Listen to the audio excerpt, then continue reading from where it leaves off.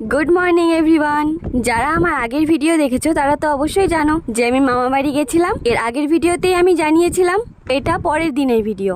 তো দেখো আমি সকাল সকাল উঠে গেছি, উঠেই চলে এসেছি ব্যালকনিতে। এখানে রোজ পাখিদের জন্য খাবার দেওয়া হয়, আর পাখিরা সে খাবার সারাদিন ধরে খায়। তো দেখো মাঝে মাঝে কয়েকটা পাখি আসছে, খাচ্ছে, আবার উড়ে চলে যাচ্ছে। শুধু পাখিরা খেলে হবে নাকি, আমাকেও তো খেতে হবে। তো আমি ফ্রেশ হয়ে খেয়ে নিলাম চা আর বিস্কিট। তারপর মামি আবার নিয়ে এসছে দুধ কর্নফ্লেক্স। আমি তো খাবো না করছিলাম, কিন্তু যখন দিয়েছে খেয়েই নেওয়া যাক।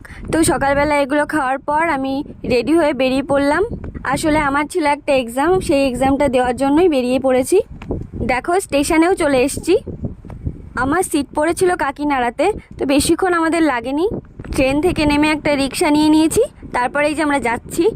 যেতে যেতে আমি একটা জিনিস লক্ষ্য করলাম, যাওয়ার পথে রাস্তার ধার দিয়ে অনেকগুলো মন্দির কিন্তু চোখে পড়লো। আর একটা জিনিস দেখলাম, এখানে রাস্তার ধার দিয়ে যতগুলো